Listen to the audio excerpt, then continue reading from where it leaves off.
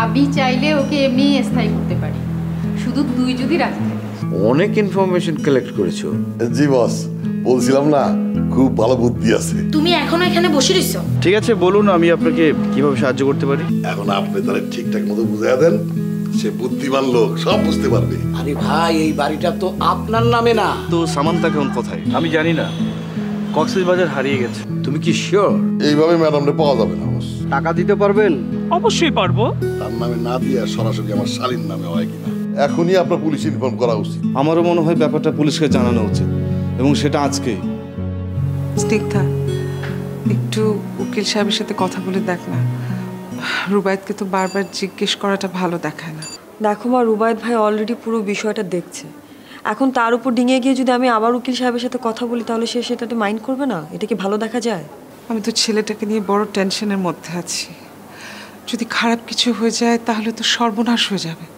মা, আমার একজন পরিচিত আছে যার ভাই নাকি ব্যারিস্টার। তুমি যদি বলো তাহলে একবার আমি তার সঙ্গে এই কেসটা নিয়ে আলোচনা করতে পারি। অ্যাটলিস্ট তাদের তো একটা ধারণা থাকবে যে কি হতে পারে না হতে পারে। একটু ফোন করে দেখবি? ফোন করবো? আচ্ছা দাও।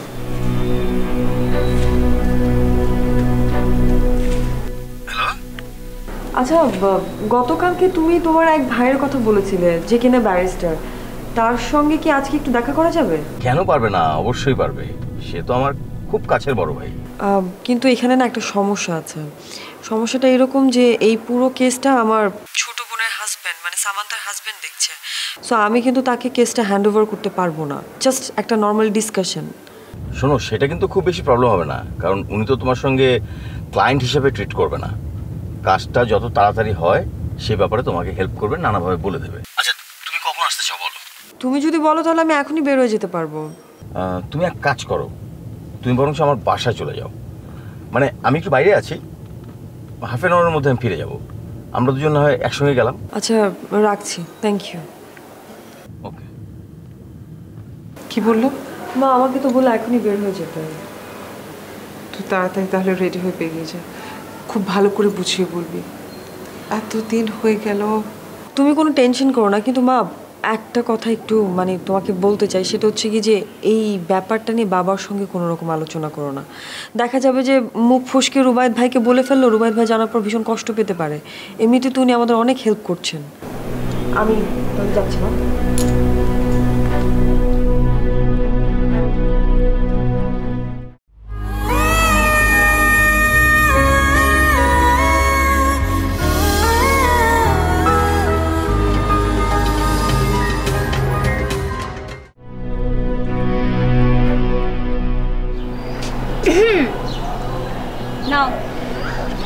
কি ব্যাপার, হঠাৎ কফি? আমার খেতে ইচ্ছা করছিল, এক কাপ যখন বানাবোই তখন ভাবলাম 2 কাপই বানাই।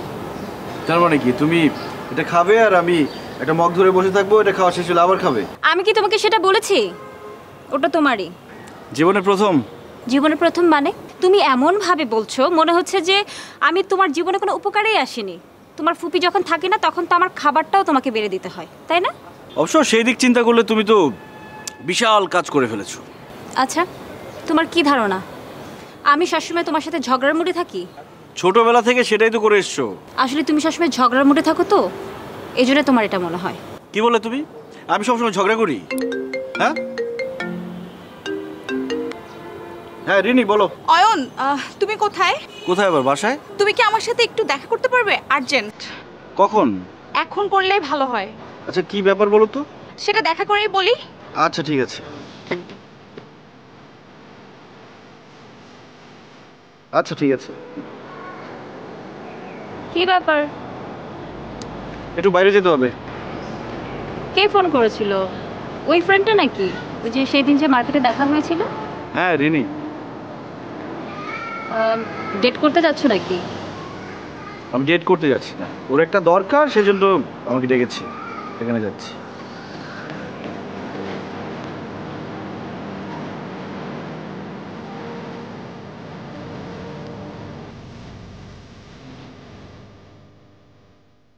ভাইয়া হয়েছে, আমি কি একটু দেখবো? ধর্মিয়া চুপচাপ বসে থাকো, লাস্ট ফিনিশিংটা দেই।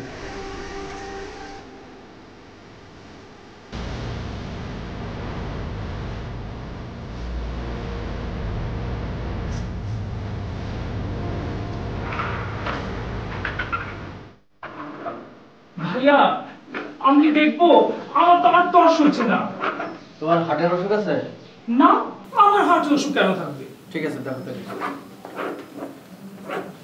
আসো।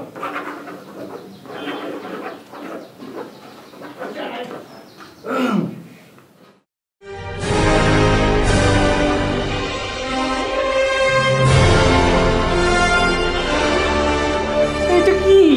তোমার ছবি। আমার ছবি? তা আমি কই? এই যে তুমি, এটা তোমার বিমূর্ত ছবি। কি বলছেন ভাইয়া? আমার এইসব বিমূর্ত ছবি লাগবে না। আপনি এক কাজ করেন ভাইয়া, আমার এই নর্মাল চেহারার একটা ছবি এঁকে দেন। শোনো, তোমাকে একটা কথা বলি, নর্মাল ছবির চেয়ে বিমূর্ত ছবির মূল্য অনেক বেশি। 1 টাকা না, 1 লক্ষ টাকা দিয়েও তুমি এই রকম বিমূর্ত ছবি আঁকাতে পারবে না। কিন্তু ভাইয়া, এটা তো আমার ছবি না, কিছুই তো বোঝা যাচ্ছে না। কিছু বোঝা যায় না? না, আচ্ছা ঠিক আছে, তোমার আরেকটা ছবি দেখাই। ওই যে ওই ছবিটা দেখছো? এটা কিসের ছবি? ওইটাও তোমার মতো আরেকজন আঁকতে দিয়েছিল, ঠিক আছে? ওইটাও বিমূর্ত ছবি। ওইটার জন্য সে কত টাকা দেবে জানো? 50,000 টাকা। হ্যাঁ, আর আমি তো তোমার অনেক ডিসকাউন্টে এই ছবিটা করে দিচ্ছি, মাত্র 1000 টাকায়। ধরো, নিয়ে যাও।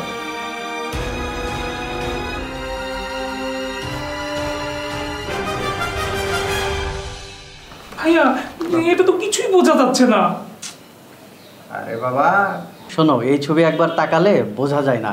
বিভিন্ন এক্সিবিশনে দেখো নাই, একটা ছবির সামনে ঘন্টার পর ঘন্টা দর্শক দাঁড়িয়ে চিন্তা করতে থাকে, এই জন্য একবার দেখলে বোঝা যায় না, বারবার বিভিন্ন অ্যাঙ্গেল থেকে দেখতে হয়।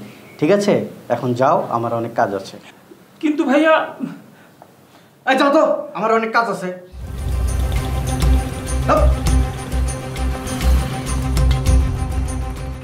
আচ্ছা, আর কতদিন এভাবে পালায় পালায় থাকুম কত? সারাটা দিন বাসার মধ্যে থাকতে হয়, আর রাত হলে তোমার কাছে যাই। আমার আর ভাল লাগে না। এত মোরও ভালো লাগে না, বুঝলো? এই যে আফা দুলাভাই হ্যাগো বাসা আইয়া এই যে খাইতে আসি, হ্যাগো ডিস্টার্ব হইতে আসি, এখন মোরও আসলে ভালো লাগে না। কি করবো কাও? আমার তো মনে হয় তোমার খুব ভাল লাগতেছে। বাইরের বাসায় ফ্রি ফ্রি খাইতে পারতেছো, বেড়াইতে পারতেছো, ভাল লাগতেছে না? হ্যাঁ, কথা যে এককালে মিথ্যা কইছো, বুঝলো? হ্যাঁ করলাম না। বাড়ার বাসায় আইয়া রেডিমেড কাম খাইতে আসি, ডিমের বুনা, যাও ডাইনের তরকারি, মুড়ার গোস্ত, কত কিছু দিয়েছে। ভালো লাগবে না খাওয়া দেয়। আগের শ্বশুর বাড়িতে তো কোনো আত্মীয় স্বজন আসলে না। কেন? কেন মানে দিলরুবা হয়েছিল হ্যাঁ আব্বা আমার একমাত্র সন্তান, বুঝছো? সামনেও কেউ আসলে না, পিছিয়েও কেউ আসলে না, ভাই বোন কেউ নাই। বেশ আদর যত্ন পাইয়ে ভাইয়া, বুঝছো? এরকম ফুললে গেছিলে না, মানে কাম সারছে। তুমি আবার আমারে তোমার আগের বইয়ের কথা শুনাইতেছো, তাই না?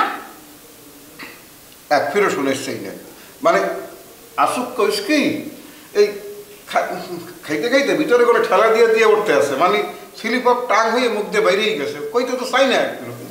হয়েছে, তোমার আর খাওয়া লাগবো না, তুমি যাও। কি ধরনের কথা বললাম?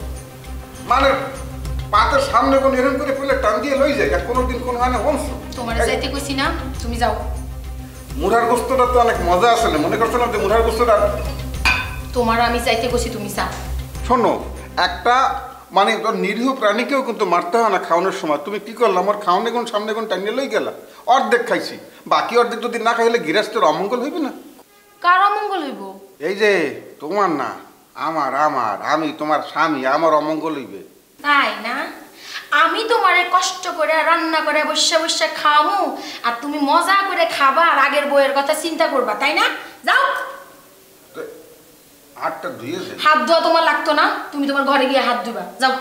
এখন কথা এরকম কাইনে দিয়ে হাত লই গেলে মানে কি কইবি যে কেউ দুলাভাই যদি গেলে আমি দেখবো না, যাও তুমি।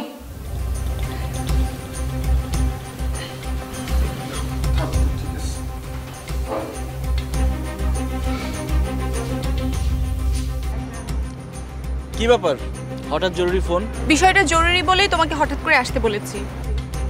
বলো। ভাইয়া সম্ভবত আজকে থানায় যাবে ভাবির জন্য। মানে সে নিজে তোমাকে এই কথা বলেছে? না, আমাকে নিজে বলেনি, কিন্তু আমি শুনেছি তোমার নামে মামলা করবে অপহরণ কেসের। আচ্ছা, অপহরণ মামলা করবে কেন? আমি কি তাকে অপহরণ করেছি নাকি? সে তো নিজের ইচ্ছায় আমার সাথে গিয়েছিল। ঠিক আছে, কিন্তু থানায় মামলা করলে তো এভাবেই করতে হবে। দেখো রিনি, একটা সময় পর্যন্ত সামান্তা আমার সাথে ছিল, কিন্তু আমি তো তাকে হারিয়ে ফেলেছি। এই কথাটা তোমার ভাই কোনোভাবেই বিশ্বাস করতে যাচ্ছে না। সেটা ঠিক আছে, কিন্তু ভাবিকে খুঁজে না পাওয়া পর্যন্ত সেই বা তোমার উপর কিভাবে বিশ্বাস করবে বলো? এখন তো সবাই জানবে, পত্রিকা মিডিয়া যা আছে সবাই জানবে। সেটা তো অবশ্যই জানবে। আর ভাইয়া তো এগুলা চিন্তা করে এতদিন হচ্ছে কোনো মিডিয়া বলো, পত্রিকা বলো বা কোনো পুলিশ কাউকেই জানায়নি। এখন এমন অবস্থা হয়ে গেছে, না জানিয়েও তো কোনো উপায় নাই, তাই না? আমি এখন কি করব? তুমি কি করবে সেটা তুমি নিজেই ভেবে বের করো। আর যদি আমাকে জিজ্ঞেস করো তাহলে আমি বলবো যে ভাবিকে যত তাড়াতাড়ি সম্ভব খুঁজে বের করো, না হয়তো কিন্তু ঝামেলা আরও বেশি পেকে যাবে। আরেকটা কথা, নিজের প্রতি খেয়াল রেখো, সাবধানে থেকো।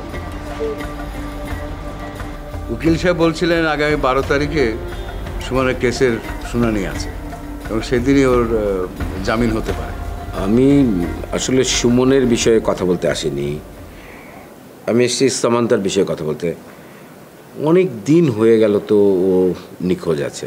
তা তো ঠিকই, কিন্তু তুমি কিভাবে খোঁজ নেবে? আমি আমার সাধ্যমতো চেষ্টা করে দেখেছি। যে অয়নের সাথে ও চলে গিয়েছিল, ওই অয়ন ছেলেটার সাথে ও এখন নেই। আমি ইচ্ছা করলে অয়নকে ধরতে পারতাম, জিজ্ঞেস করতে পারতাম, কিন্তু তাতে কোনো লাভ হতো না। এখন আমি ভাবছি যে আর দেরি করা যায় না, বিষয়টা পুলিশকে ইনফর্ম করা দরকার।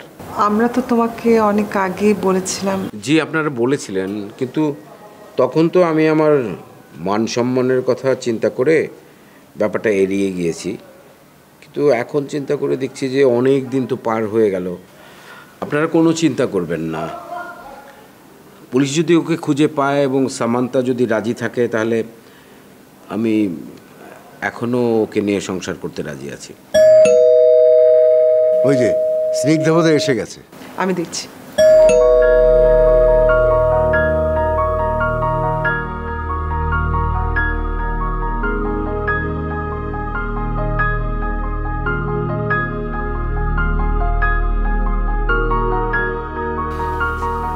স্নিগ্ধা, রুবায়েত সামান্তার বিষয়টা পুলিশকে জানাতে চাইছে। ও আচ্ছা, আপনি কি বলেন? আমার কাছেও মনে হয় যে সেটাই ভালো হবে নাকি? আচ্ছা, আপনাদের কাছে কি ওর কোনো ছবি আছে? হ্যাঁ হ্যাঁ অবশ্যই। আর ভাইয়া আমিও আপনার সঙ্গে যাব। আপনি একটু বসুন, আমি একটু নিয়ে আসছি। যা, তুমি যা। ঠিক আছে, ভালো হবে। এক মিনিট। হ্যাঁ,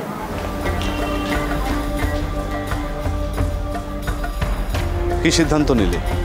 ভাবের সাগরে পড়ে থাকবে না পাত্র দেখবো? যদি ঘটকালি পেশায় নামবে তাহলে এত লেখাপড়া করলে কেন? ঘটকালিই করতা। বোঝো না কেন? একটা কিছু নিয়ে তো আর সন্তুষ্ট থাকা যায় না, তাই খোঁজ খবর নিচ্ছি। ও বুঝতে পেরেছি, তুমি যখন প্রেম করবে তখন তোমার একটা দিয়ে হবে না। সেটা তো নির্ভর করে যার সাথে প্রেম করব তার উপর, যদি সে সন্তুষ্ট রাখে। আমার ধারণা ও এখানে সেটেল হওয়ার ধান্দা করতেছে। ও সিটিজেনশিপ পাওয়ার জন্য বিদেশি মেয়েকে বিয়ে করে হানিমুনে আসছে। এখন কিন্তু তুমি বেশি বুঝছো। বেশি বুঝতেছি না, দেখে নিও, এটাই হবে। আমার তো মনে হয় ওখানে আরেকজন কেউ আছে, তুমি তো অপশনাল। আমি অপশনাল?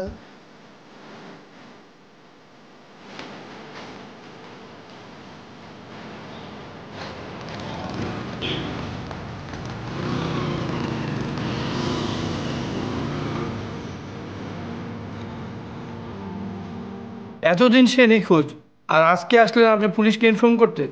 এটা মোটেও ঠিক করেননি। আপনাদের উচিত ছিল ঘটনার সাথে সাথে এসে পুলিশকে ইনফর্ম করা। আপনার কি হয়? আর আপনার ওয়াইফ। কিন্তু এত দেরি করলেন কেন? চিন্তা করেছিলাম নিজের কথা, আমার মান সম্মানের কথা, সেগুলো ভেবে জানানো হয়নি। তাছাড়া সাংবাদিকরা জানলে ওর ব্যক্তিগত চলাফেরার ক্ষেত্রেও এটা একটা বাধা সৃষ্টি করত, স্বাভাবিক চলাফেরা করার ক্ষেত্রে। আমরা ভেবেছিলাম যে পারিবারিকভাবেই বিষয়টা আমরা সমাধান করে ফেলবো বা আমরা খুঁজে বের করব। আসলে হয়েছে কি, আমরা ভেবেছিলাম যে একটু পাগলামি করছে, পাগলামিটা আবার থেমে গেলে বুদ্ধি ফিরে আসলে ও হয়তো বা বাড়িতে ফিরে আসবে। আপনারা যতই যুক্তি দেখান, কাজটা কিন্তু মোটেও ঠিক করেননি। আর ছেলে আর মেয়েটা যে এখন আলাদা, এটা আপনি নিশ্চিত হলেন কিভাবে? ওই ছেলেটার সাথে আমার যোগাযোগ হয়েছিল। ও তো মিথ্যাও বলতে পারে। না, ও মিথ্যা বলেনি, কারণ ও যদি মিথ্যা বলতো তাহলে এতদিন আমি আমার স্ত্রীকে খুঁজে বের করতে পারতাম। আপনি বলছেন ছেলেটা এখন ঢাকাতে? হ্যাঁ, ওইখানে ওর লাস্ট ফোন নাম্বারটা দেয়া আছে, আপনি ইচ্ছে করলে যোগাযোগ করতে পারেন। আমার সঙ্গে ওর কথা হয়েছিল। তা তো অবশ্যই। আপনার থানা ফর্মালিটিসগুলো শেষ করুন, আমি দেখছি এটা কি করা যায়। অফিসার, আমার বোনকে তো খুঁজে পাওয়া যাবে? অবশ্যই পাওয়া যাবে ম্যাডাম, আমরা সাধ্যমতো চেষ্টা করব।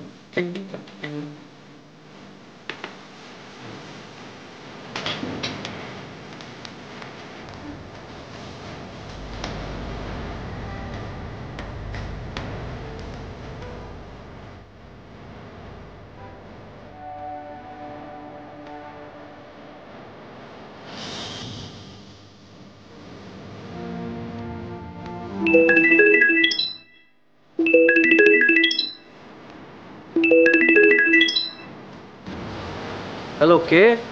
কি ব্যাপার বাদশা, আমার নাম্বার কি তোমার কাছে নেই? জি, আমি তানিশা। ও ম্যাডাম, আসলে হয়েছে কি, আমার মোবাইলটা নষ্ট হয়ে গেছিল, ওই ফ্ল্যাশ মারছিলাম তো সব নাম্বার ডিলিট হয়ে গেছে। আচ্ছা, জর্জ কোথায়?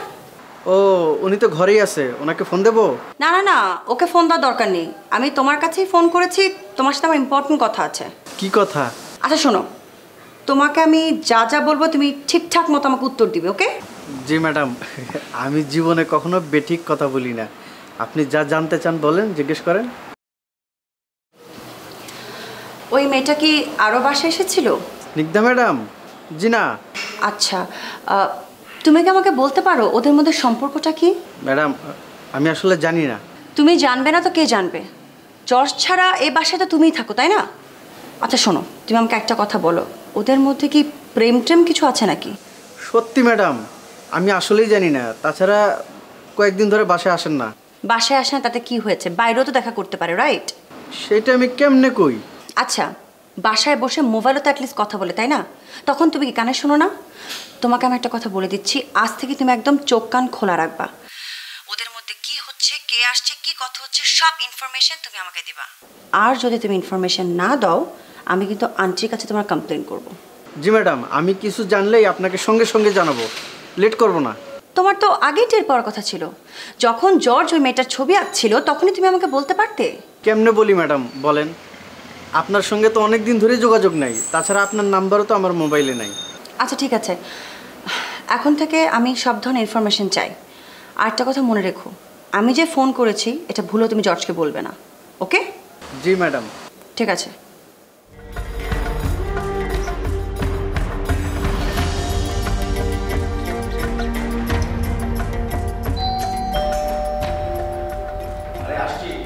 বাচ্চা কি ঘুমিয়ে পড়েছে? আরে দরজাটা খুলবি তো বাচ্চা।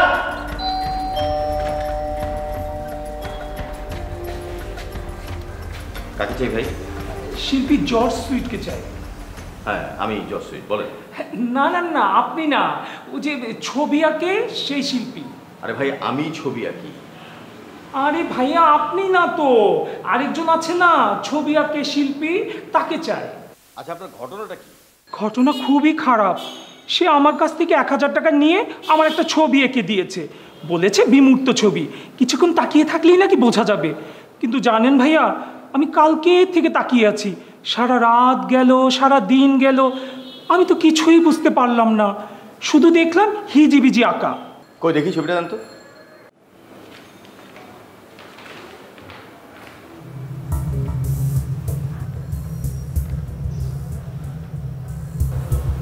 এই ছবি? হ্যাঁ, আমাকে বলেছে বিমূর্ত ছবি। বাচ্চা, আয় বাচ্চা, এদিকে আয়।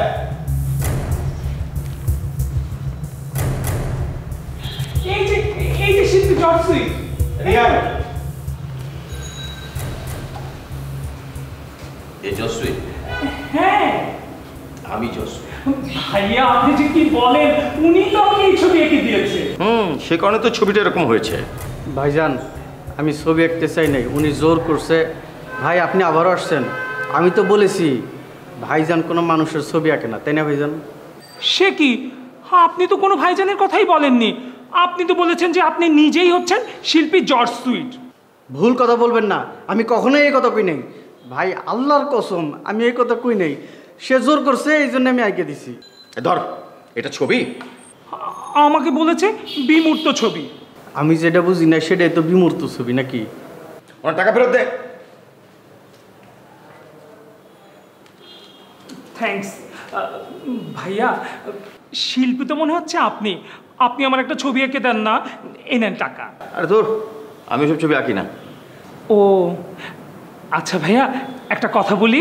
বলেন। আপনাকে না শিল্পী মনে হয় না, উনাকে দেখেই আসল শিল্পী মনে হয়। সেই জন্যই তো ধরাটা খেয়েছেন। শিল্পীর চেহারা দিয়ে চেনা যায় না, শিল্পী চিনতে হয় কাজে। আপনি আসুন। এই যে ভাই, আপনার ছবিটা। ওই ছবি আপনার কাছেই রাখেন।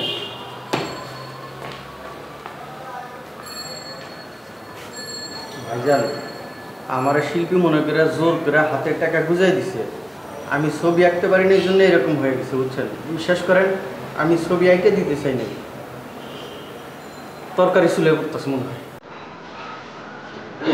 সব খুলে গেল তো আবার আমাকে ধোকা দিল। কিচেন তো একতলায়। আচ্ছা